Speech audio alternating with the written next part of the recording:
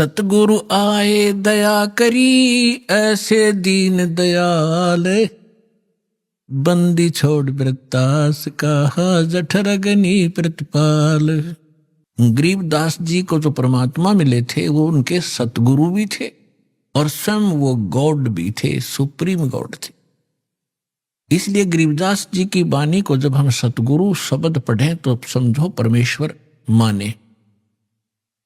तो यहां गरीबदास जी कहते हैं परमेश्वर आए दया करी, खुद आए अपना वास्तविक ज्ञान बताने के लिए और हमें इस जन्म मृत्यु का राज समझाने के लिए कि तुम क्यों जन्म रहे हो, क्यों मर रहे हो, ये क्या कारण है।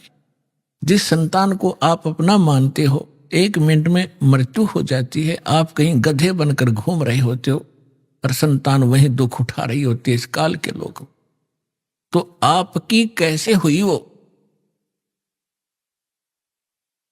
जिस संपत्ति को अपना मानते हो, अरबों खरबों रुपए आपके पास हो गए, बैंक बैलेंस बना लिए, कोठी बना दी, 3 प्लाट ले लिए 20, और आप जी की मृत्यु होगी, आप बन रहे हो कुत्ते, तो शर्मा मार ले उस 20 प्लाटों को, धर ले सिर पे, क्या फायदा हुआ इसका। तो परमात्मा ने आके हमें जगाया है कि झूठे सुख को सुख कहे, ये मान रहा मन मोद, ये सकल चबीना काल का, भाई कुछ मुख में कुछ गोद। ये काया तेरी है नहीं, ये माया कहां से हो, चरण कमल में ध्यान रखो, इन दोनों को खो। जब ये बॉडी तेरी नहीं है, इसको भी छोड़ के त्याग के जाएगा, तो ए भले आदमी, इस संपत्ति को तू अपनी कैसे मान बैठा, ये बुद्धि कहां से लाया तू। तो पुण्यात्माओं, सत्संग सुनने से आत्मा में एक प्रबल शक्ति आती है, एक जागृति आती है, इसको एक विशेष प्रेरणा होती है कि सचमुच ये क्या कर रहे हैं हम। ठीक है, कुछ हमारी मजबूरियां हैं क्योंकि हम विवश हैं।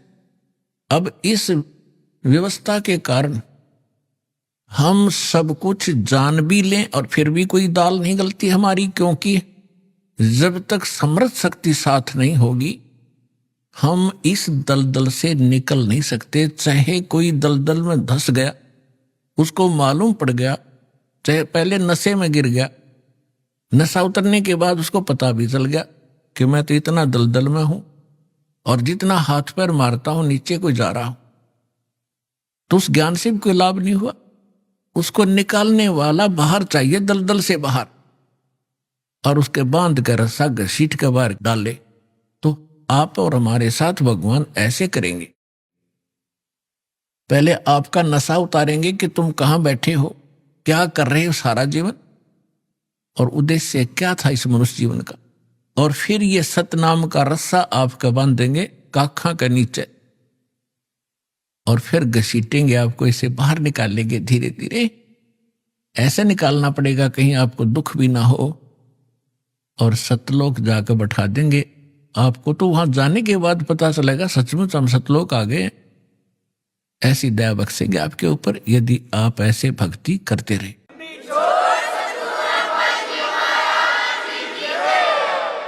और उससे पहले जब तक आपका संस्कार यहाँ कोई बेटे के साथ है, बेटी के साथ है, पिता माता के साथ है, भाई बहन के साथ है, कोई रिलेटिव से संबंधित है, तो उन आपके जो ऋण है एक दूसरे का, उसको भी परमात्मा आपका साफ करवाएंगे।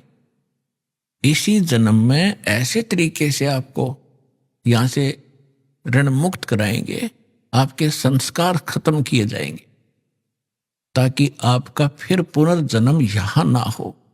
तो उसके लिए मर्यादाएं बताई हैं, इन मर्यादाओं का आप जी पालन कीजिए और अपने संस्कार घटाइए। हम आज तक अपने संस्कार बढ़ा ही रहे हैं। कोई रिश्वत लेता है, कोई मिलावट करता है, कोई झूठ बोलता है, कोई चोरी करता है, कोई अन्य बकवाद करके हम अपने संस्कार बढ़ा रहे हैं। जैसे आज आपने किसी से रिश्वत ले ली, चोरी कर ली, आपने उसका देना पड़ेगा।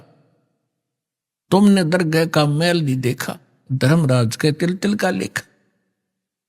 तो वो भोगने के लिए भी कोई उसका गधा बनेंगे, किसी का बैल बनेंगे, किसी की भैंस बनेंगे। दूध नहीं देंगे तो इंजेक्शन ठोकेंगे, ना लठ मारेंगे, और सारा पाई पाई पूरा करना पड़ेगा आपने। ऐसी समस्या, ऐसा ये झंझट मूर्ख आदमी मोल लेगा जब ज्ञान हो जाएगा। अनजान पढ़ने की गलतियां माफ होती हैं, परमात्मा क्षमा करेंगे।